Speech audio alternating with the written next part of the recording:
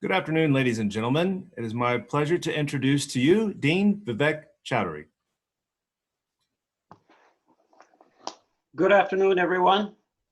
My name is Vivek Choudhury, and I'm Dean of the Daniels College of Business at the University of Denver. Thank you for joining us today for our first virtual Voices of Experience event. As many of you know already, the VOE series has been hosting impactful and engaging conversations with business leaders from around the world for over 15 years. And we're very pleased to continue this tradition, in particular during these challenging times, when it's probably even more important than ever for us to hear from our business leaders. Before we begin our discussion though, let me begin by thanking US Bank for their financial sponsorship of the VOE program.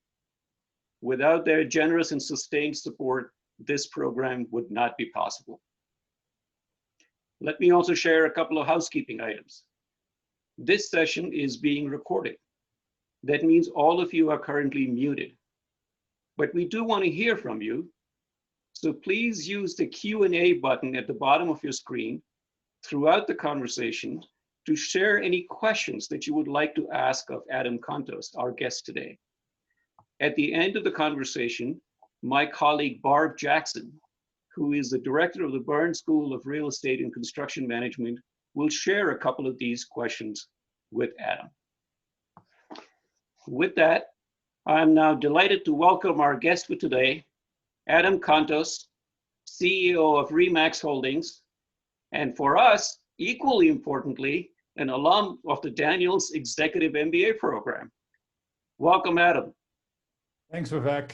Very nice to be here. Thank you for having me. Absolutely. Thank you for taking the time. Why don't we start right away with the first question? Seems like the beginning is the first place to start. So we'll start with a timeline. When did you first start to realize that what we have on our hands is a grave pandemic? What were some of the earliest indicators?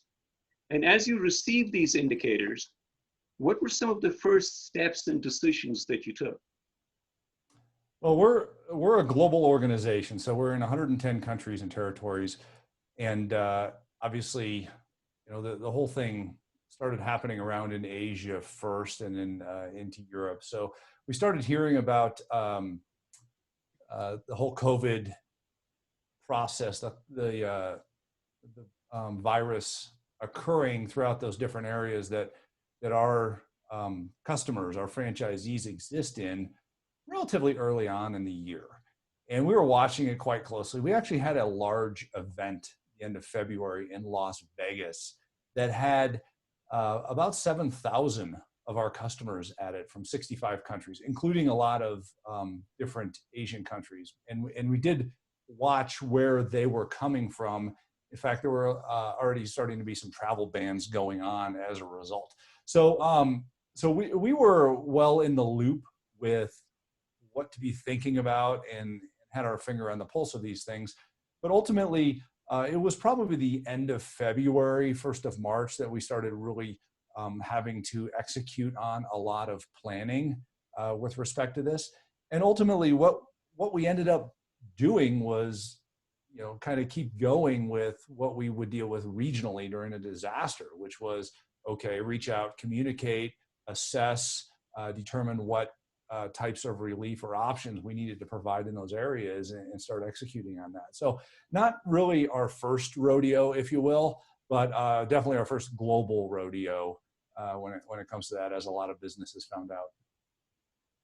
Yeah, so you mentioned something about, you know, putting plans that you would do regionally, let's say if there was a hurricane or an earthquake or something like that. How do you scale up from something like a localized disaster, like a hurricane, where you may have a couple of states in a country, to over 100 countries that may be simultaneously fighting this? You communicate really well. I mean, the idea behind crisis management is really communication first. It has to do with being present as a leader. I was, before this point, I was sending videos out. I was engaged in online conversations like this one with our customers quite regularly. So they were used to the conversation going on.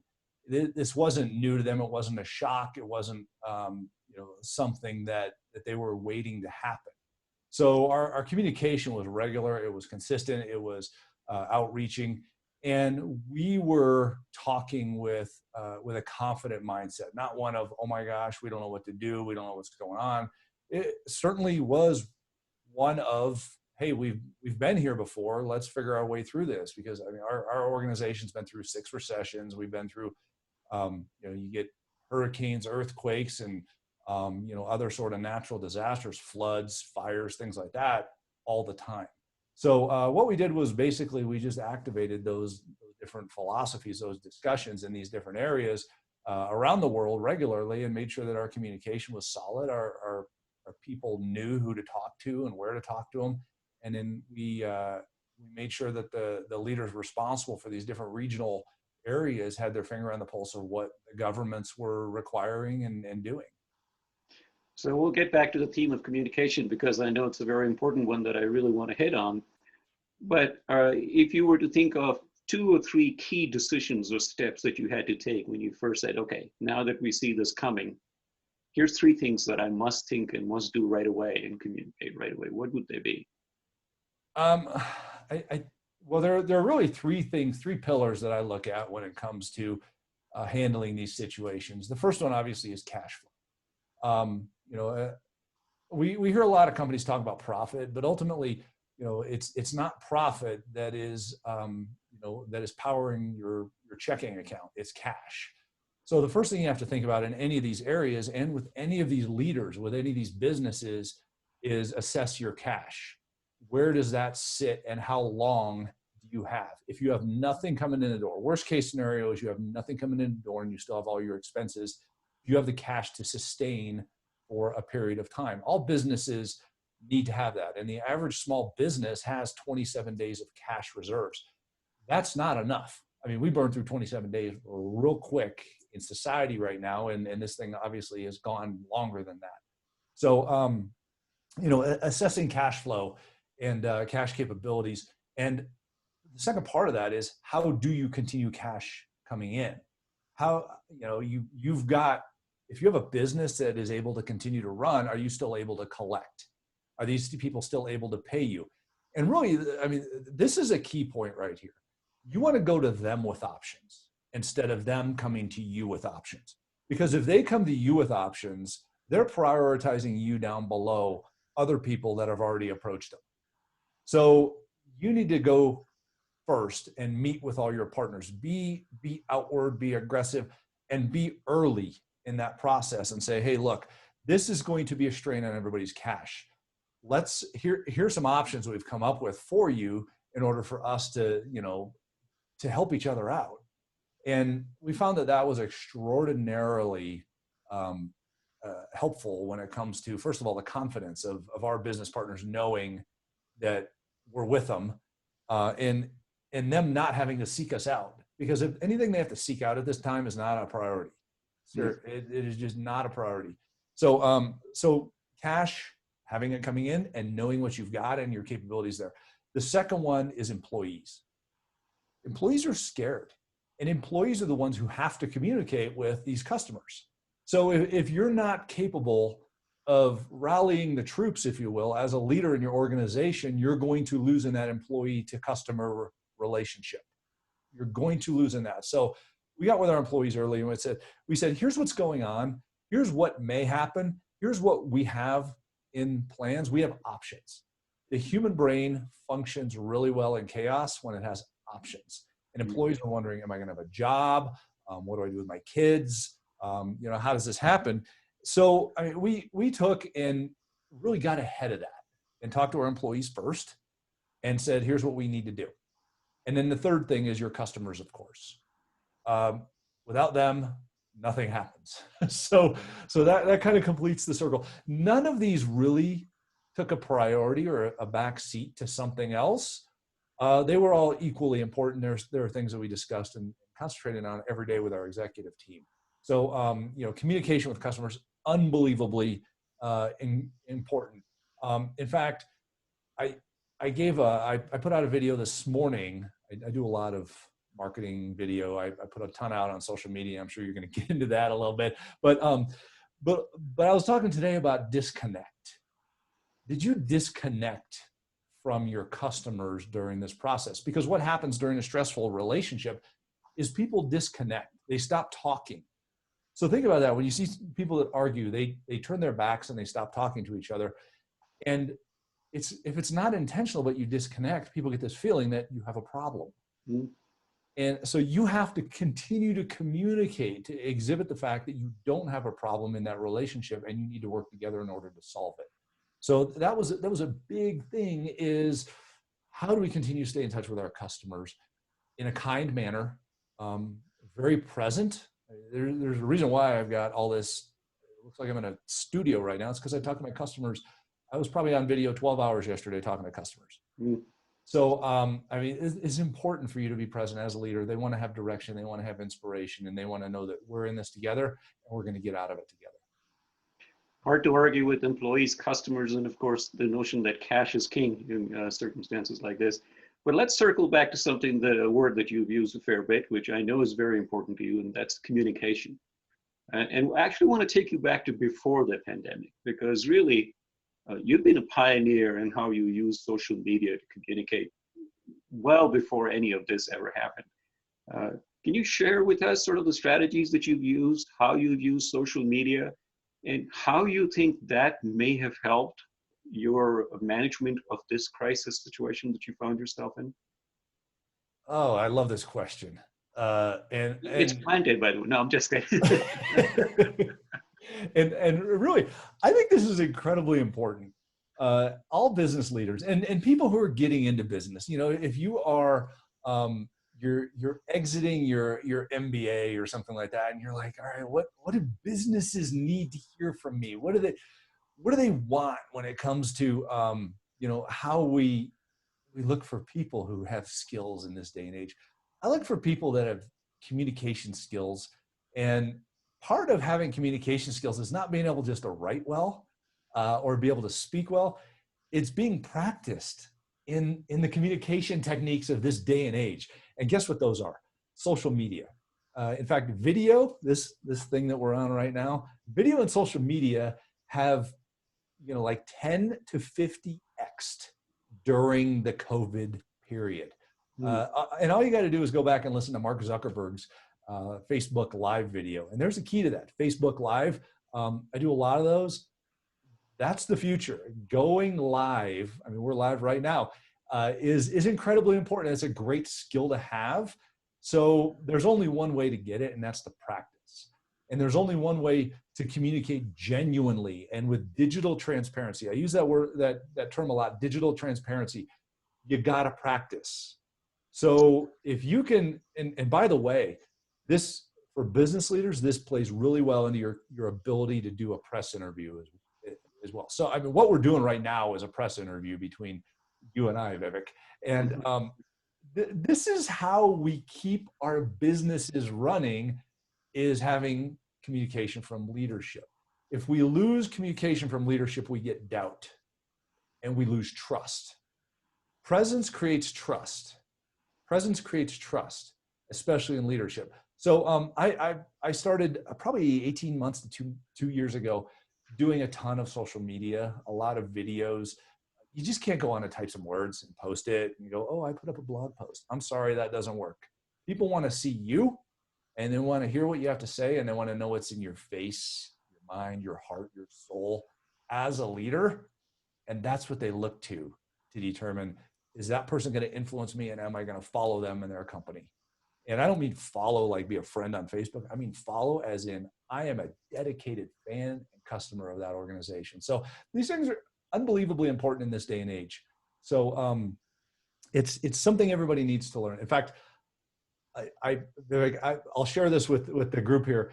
I actually wrote an ebook about video in this past weekend. And if they want a copy of it, they can go to video.adamcontos.com and download a copy of it. It's about 3,600 words, so relatively short, but long enough to kind of explain my perspective on video and being present in social media. It tells you some do's and don'ts, some insight, some things that worked and things that didn't work for me, but ultimately how to show up to your customers using this medium. By the way, video calls started in 1964. We're just catching up. So this is something that's important. Yeah, if we don't walk away with anything else from this conversation, I have to remember those three words: presence creates trust. Those are important. And for those of us who started well before social media, it was a thing, it'll be important to read that book and learn. And like you said, just practice. So let me just pivot a little bit. Communication is obviously something that you've done outstandingly all through your career. What might be one thing that you learned in this crisis that said, here's a leadership idea or a leadership thought that I hadn't thought of, but that's important? I learned a lot during this, and I think it's important to note one of the key things was as a leader, you need to think compassion first, because nobody's able to accomplish anything if they don't care about it. You know, we can give people business plans and strategies all day long, but ultimately if they don't have this feeling in their heart that they belong to this, they're not going to be able to function. And overwhelm is incredibly prevalent right now in business. People don't think, all right, I'm gonna go to the office, do my job, and go home anymore. They worry about, am I gonna get sick? Am I gonna bring something home to my kids? Who's gonna take care of my kids? Because they're at home right now, they're homeschooling. Is my dog gonna walk into this meeting that I'm in right now? Things like that. And they're not thinking about business. We have to let them know that we care and we're okay with them being human in order for them to get business done, and we support them in that. So I think this has really brought a new focus to that level of compassion and thought and view of human beings, in order to make sure that we're taking care of them first, and understanding that business happens when you take care of them. Yeah, that's a really important principle. Thank you for sharing that. Let's pivot a little bit from looking back to looking forward. Obviously, we're all asking the question, how will we come out of this? What will it look like? As you think about it, and as you think how we're going to come out of this, what are some of the key things that you're looking for? What are you anticipating, or what are you expecting in the real estate industry or business broadly? Real estate itself, residential real estate is going to lead us out of this. We're already seeing a decent pickup occur in residential real estate. And really it depends on where people are as to whether or not it's essential and the government has opened up there, things like that. In fact, I shot a video for South Africa today, where we have a huge presence there. They can't do anything, and they have a phased reopening plan. But other places, in the U.S. or other countries, are wide open and they're operating. Most people just pushed pause on their real estate transactions. In fact, in the U.S. and North America, interest rates are at record lows, and they're probably going to go down just a tad bit. Not enough to get you to refi again, but if you haven't, you might want to. As well as, it's interesting. People go, is it a good time to buy or is it a good time to sell? Because it's usually one or the other. Well, the reality is it's a good time to do both, simply because prices are continuing to go up. So good time to buy, because you're likely to see them go up. It's also a good time to sell, because you got to go buy something and interest rates are really, really low and prices are going to go up again. So I think we're going to see some good market in the real estate industry show up out of this. And we're already starting to see it.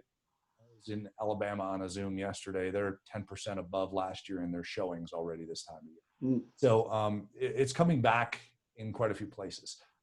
As far as business, I think you're going to see a lot of change in business. I think we get these reminders in life. This one is a big bucket of cold water to the face for a lot of business owners. Did they have a plan to deal with chaos and just realistically a short-term stop in their business? So you think about it, we're talking about we're into this 2 months now in the US. Small businesses, we're going to see I mean, the numbers are anywhere between 30 and 60% of small businesses are either going to massively suffer or go out of business. Okay, what would you have done if you had a fire in your building? What would you have done if there was a flood? What would you have done if any of these other business interruptions occurred? And sure, you might have business interruption insurance, but the reality is anything else can cause a pause or a stop on your business. You better have a plan B. I think a lot of people are going to get their plan B in order now, and they're going to have some cash sitting aside, and they're going to have during their onboarding process with their employees, they're going to say, in the event of, here's how we work from home, or if we can't work from home, here's how we deal with it, or here's our contingency planning process. So you're going to see a pandemic response plan, which basically is a some sort of a response plan for chaos for any business to come out now in the future. In fact, I think every business plan needs to have that, just so you're set. Yeah. I'm going to get back to that plan B and the pandemic response plan, but you hinted at something that I'd love to explore a little bit more. You mentioned South Africa and how that's different from what's happening in perhaps the US, and how Alabama may be ahead of other states here. What regional differences are you seeing, and where do you see Colorado in that?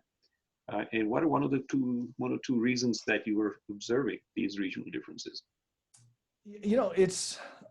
I looked up. I was in Massachusetts yesterday also, and they're ahead as well. A lot of the marketplaces are ahead, either marginally or slightly under.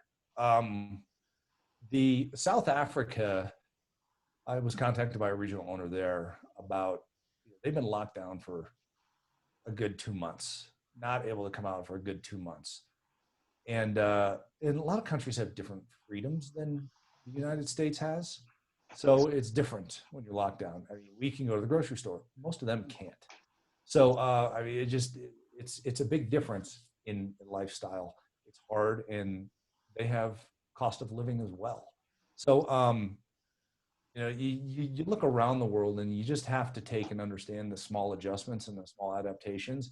And just because a marketplace says that it's doing better than another marketplace doesn't mean that you will. It means that the opportunity is there for you to do better.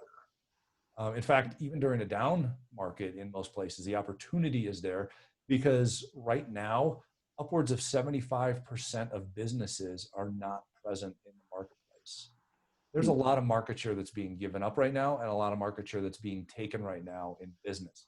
And if you're not looking at, okay, what is my market presence right now as a business leader, you're missing out, because you might see all of this opportunity out there if you go look for it, because your competitors have decided they're not going to market, they're not going to spend money on advertising right now, and they're not going to spend money on technology development, they're not going to spend money on customer outreach, things like that.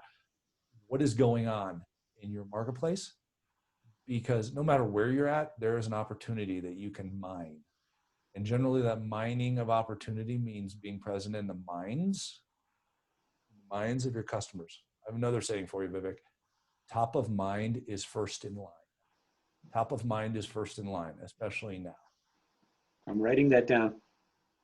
Good to know. Yeah, no, that's interesting. It's actually interesting. Someone just showed me a graph a couple of days ago of the performance of businesses following a recession like this.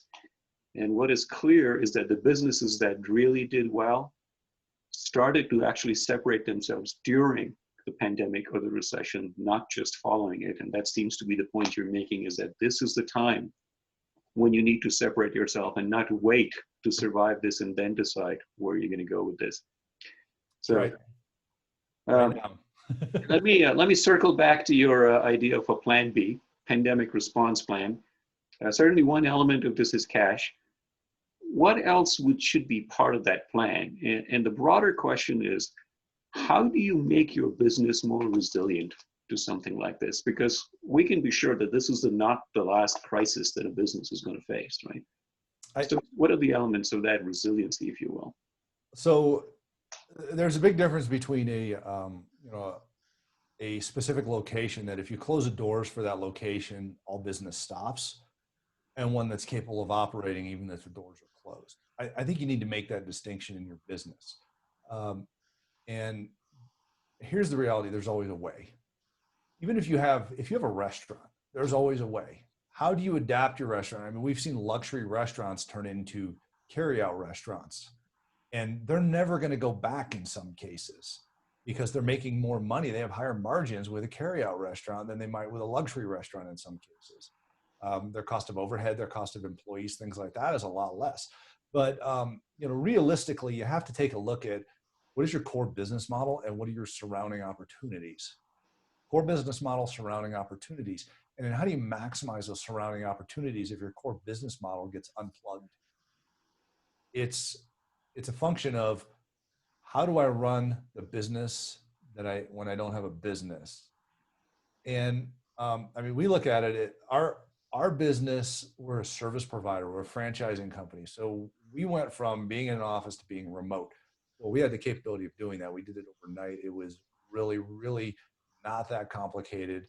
You got to ensure your cybersecurity, your IT infrastructure, your communication capabilities, and how your leaders are trained to manage and lead their people is solid. And a lot of people don't think of that. They think when they get into an executive position, they're the CEO of a company or they're a manager or whatever, that the people do their jobs. Nope.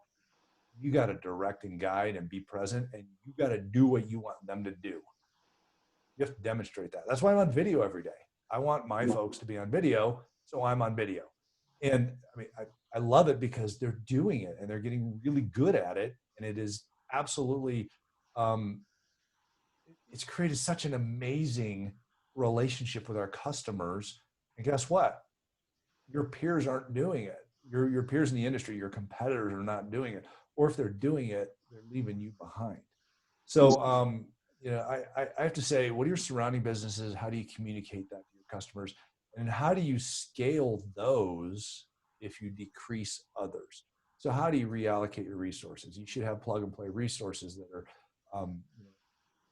they're infinitely capable of adapting within your organization to help you, or you have an understanding that you need to cut those costs when they start happening. I didn't lay off anybody. I didn't lay off anybody during this process. All of my competitors did. And we're running fast and hard. We're rolling out more resources, more value, and we're doing more tech development than we ever have right now. And the competitors are going, how'd that happen? So you need to be able to move your resources around to adapt during the pandemic response protocol. This is playing chess. This is not playing checkers.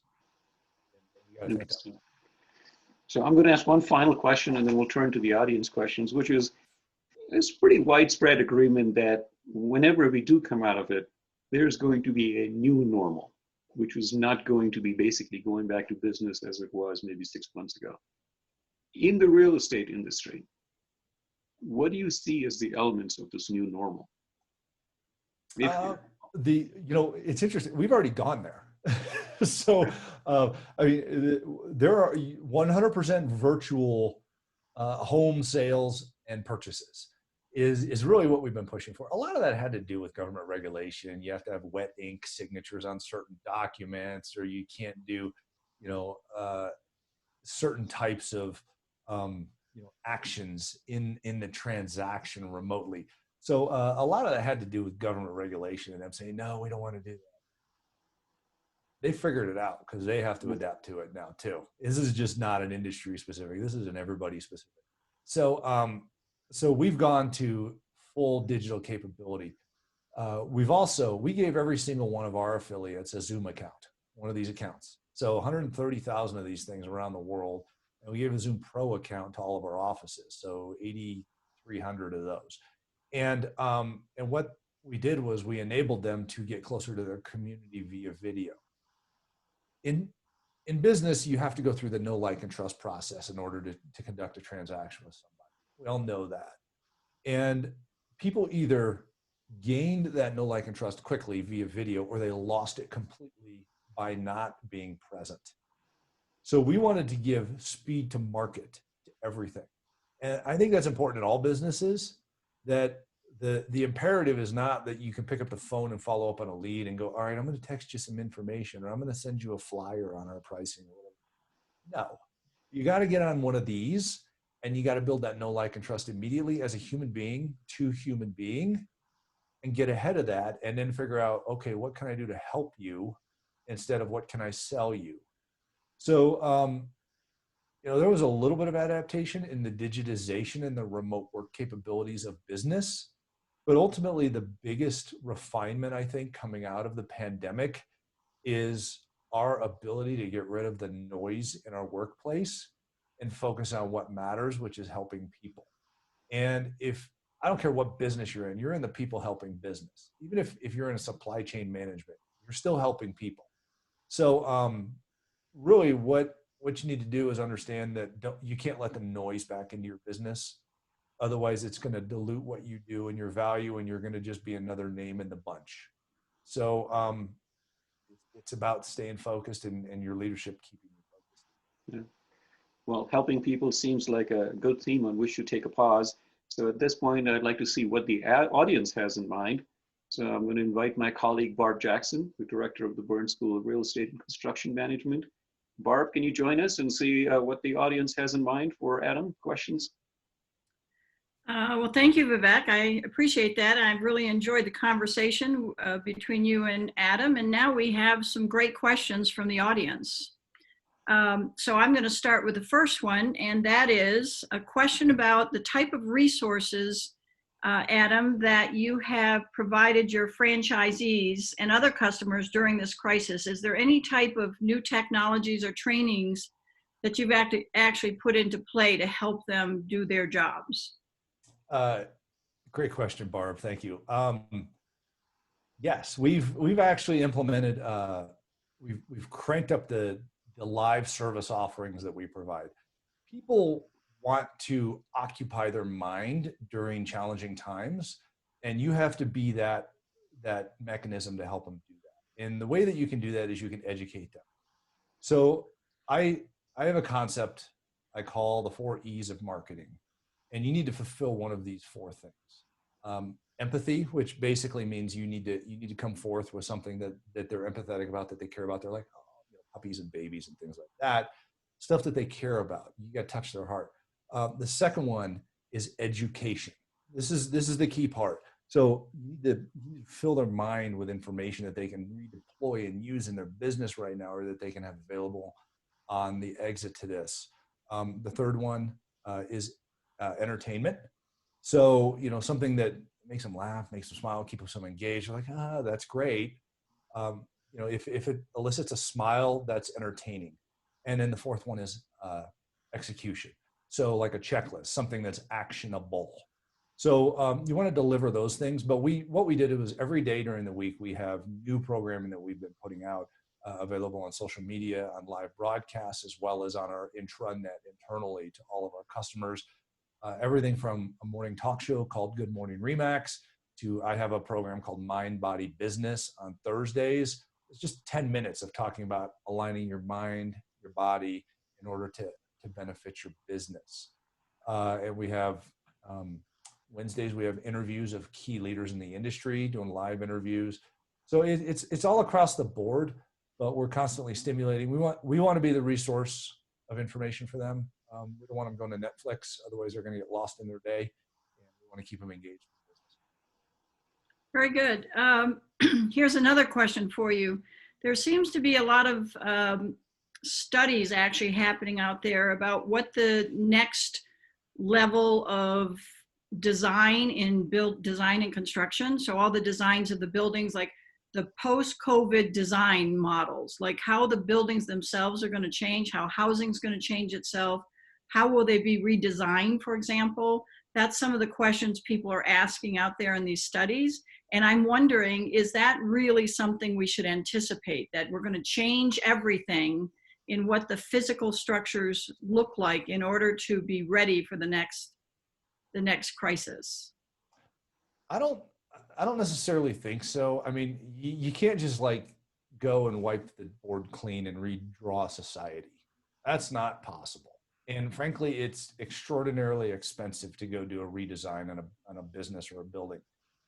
What we have to do is adapt how people act. And design is designed to get you to act a certain way with traffic flow, with what you're looking at, with how you're communicating, you're distancing, whatever from people, how you meet, things of that nature.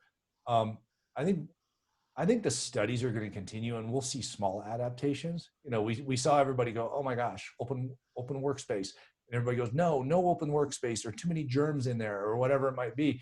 So the reality is, I think this remote work capability that everybody realized that 50% of society can actually do now is going to impact how many people we cram into a building. And you're going to probably see more hoteling than anything else, where you might go into a business and you check out a desk instead of having an assigned one, and maybe everything you have is electronic instead of paper. So I think we're going to see little adjustments like that. But as far as overall building design, and some sort of a integration for germ protection, things like that, I don't think it's going to massively change, but I think we're going to make small adaptations to make people feel good about where they're at.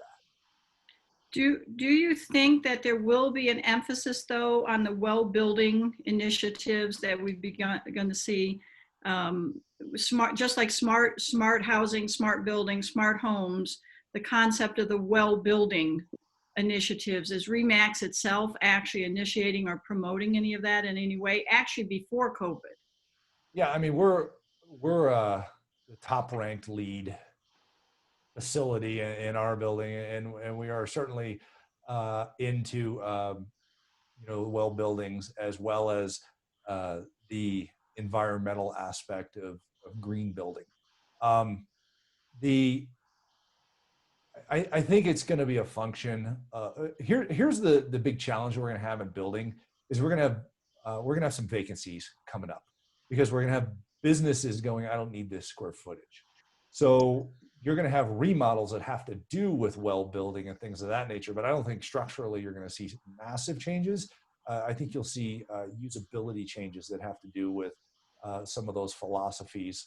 But we're actually involved in looking at, okay, how do we do some of those things in our facilities? So, but I think one of the key aspects coming out of this is everybody's going to be very cost conscious, and it's going to have to be value engineered as well as a well building philosophy. Sure. So apparently some people are checking out your bio, because we're getting questions now about your former experience in law enforcement. And I have several questions here who are asking how that experience in law enforcement actually has helped you in your crisis communications and handling of this situation for your company now. I love this. And law enforcement is near and dear to my heart. It's always in your blood once it gets there. The reality is you learn two things. One, you learn emotional control. So, one of the key coaching principles that I always coach business leaders on, and I talk to a lot of them, and I do a fair amount of coaching to them, is you got to control your emotions, because you get angry, you get upset, and you lose control of your thought, you lose control of your emotions. So emotional control is huge. You've been through a lot of chaos in law enforcement. Absolutely, it helps. The second thing is decision making. It's imperative that you make a decision and you move on with it based upon the best circumstances that you know at the time.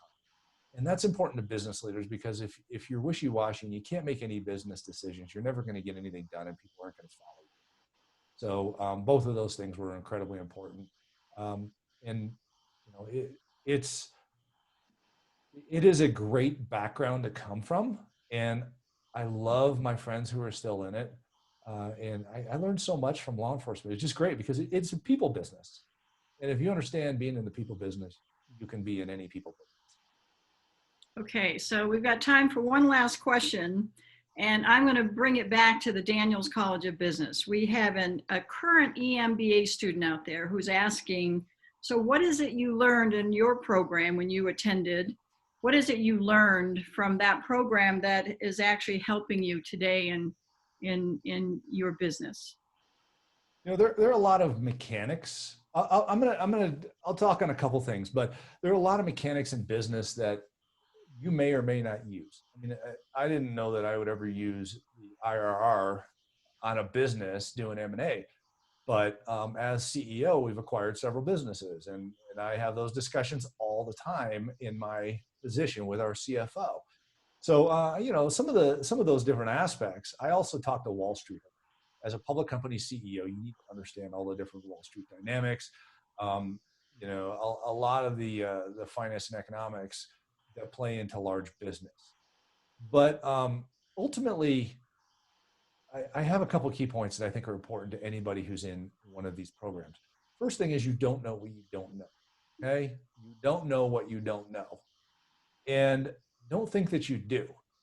Always be a sponge. Go out and learn as much as you possibly can, and don't keep it. Learn it, then use it. Learn it, then give it. So one of the key things that I really enjoyed about education, and I loved going through the EMBA program. It was fantastic because I like to learn and I like to give. So of the 2,000 documents that I have on a flash drive from our EMBA program, I mean, everybody in our class has a flash drive with all those documents. I reference those. I go back and read those because I like them. That's my entertainment. So call me weird, but I do. And the key aspect to this is never stop learning. It's not what you learn necessarily when you talk about finance and whatever, you know, Drucker and all the rest of these things. It's the fact that you know how to learn. And that's what you're learning in these higher education programs is not what, but how. You learn how to learn, and you learn how to use it, how to benchmark, how to write papers, all of these different things, how to present. So I think those framework aspects are probably the most important when it comes to those programs. Very, very good. That's excellent. Well, I thank you for answering our audience questions. We actually have a lot more, but that's all we have time for. So I'm actually going to turn it back to Vivek. Thank you. Thanks, Barb. Adam, that was just absolutely amazing. You know, I'm sure there's so much that we could take away from this session, but if I was to just summarize 3 key points, I'll go back to the presence creates trust. Top of mind is first in line, and then the 4 E's of marketing. All our marketing professors are having to change their slides from the 4 P's to the 4 E's, but that's, you know, as I was thinking about it, those 4 E's are actually really good pointers to anyone who teaches as well, to keep in mind entertainment, empathy, and execution as you educate. So let me just say thank you so much. We cannot thank you enough for taking the time to join us today. This was great. It's my pleasure. Thanks for having me here. I look forward to talking to you soon, Vivek, and you know, you're a great friend and colleague. You and I do have conversations regularly, so everybody knows. But anything I can do for anybody. And don't forget to download my video playbook, video.adamcontos.com. Check that out. I'll keep coming up with more content for you guys as I get time to type it up in between my videos here. Sounds great. And thank you to everyone in the audience for joining us today. Join us for our next 2 upcoming Voices of Experience virtual events. The first one is with the CEO of Sabre Hospitality Solutions on May 21st, Sean Menke. And the next one is on May 26th with Amy King, Chief People Officer at Centura Health. In the meantime, stay safe, stay healthy, and have a great rest of the day. And thanks again for joining us.